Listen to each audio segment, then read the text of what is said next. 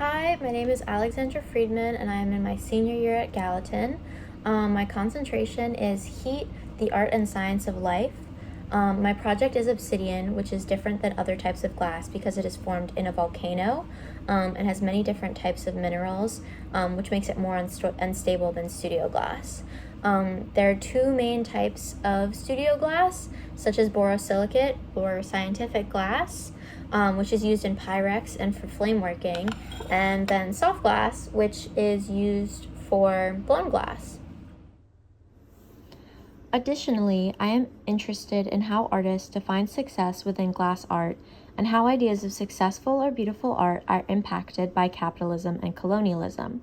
I explore this through my use of obsidian, which is difficult to work with in modern glass practice because artists are not trained to work with such impure and unstable materials, as most studio glass is created with highly specific formulas of silica and other substances, depending on if it is borosilicate or hot chop glass.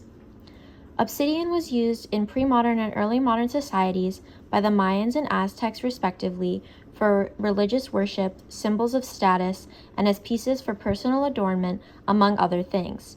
This is similar to modern glass uses, except modern glass practice relies more upon heating the glass, whereas obsidian workers used knapping or chipping away at the material to shape it.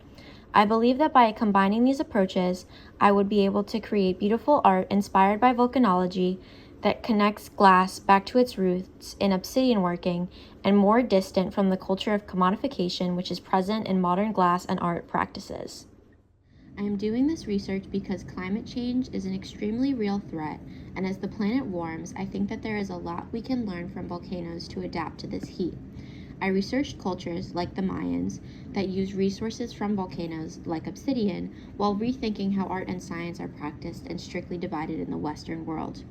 Through appreciating ancient artisans' work and the majestic nature of volcanoes, I was able to create art that reflects ideas of the sublime and earth science.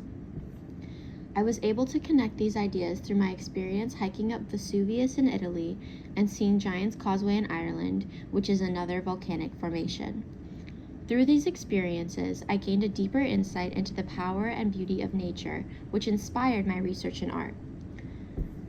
Volcanoes are often thought of only as destructive, but in my work, I sought to show the nuance and ambivalence of the volcano and change.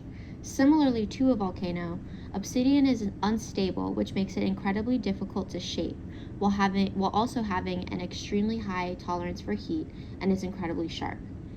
Many modern glassworkers have abandoned obsidian entirely and did not understand why I wanted to work with obsidian and glass. But I believe that just because something is difficult or not done anymore does not mean that it is unimportant, and working with this material caused me to ask deeper questions about how colonialism has shaped glass and other art practices. Obsidian has been used as a piece for trade throughout the ancient world, with the oldest specimens traded over 1 million years ago.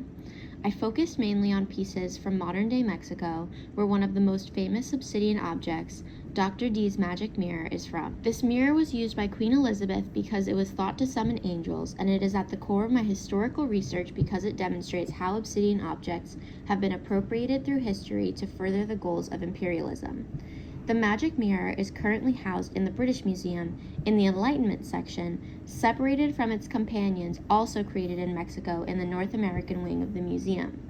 Placement in a museum changes how viewers interact with different cultures and objects while also shaping ideas of ownership and national pride. To me, glassmaking is the closest most people can get to the center of a volcano, so it was a natural progression to experiment with glass and obsidian together, especially because many modern glass techniques, like sanding, come from ancient techniques that created objects like the magic mirror.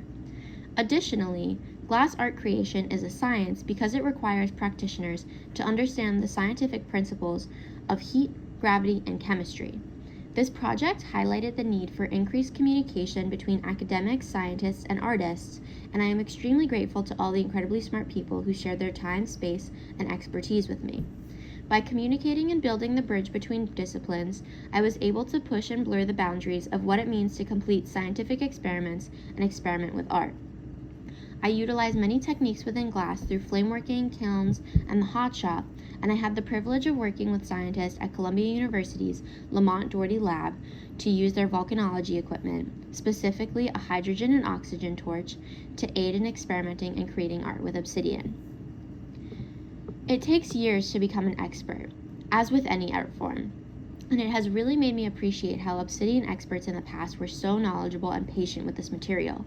There were many times where I wanted to give up working with obsidian because it was simply so difficult. But after visiting my first volcano, I stepped back and realized that the material must come first.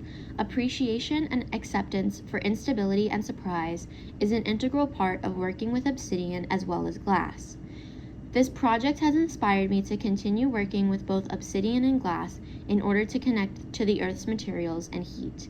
Thank you so much to Ray and Irene for their dedication and help with this project, Karen Holmberg, as well as Aya, Aular, Jess, and Urban Glass, and Lamont Doherty for sharing their time and guidance with me. I could not have done this project without them. Thank you so much for your time.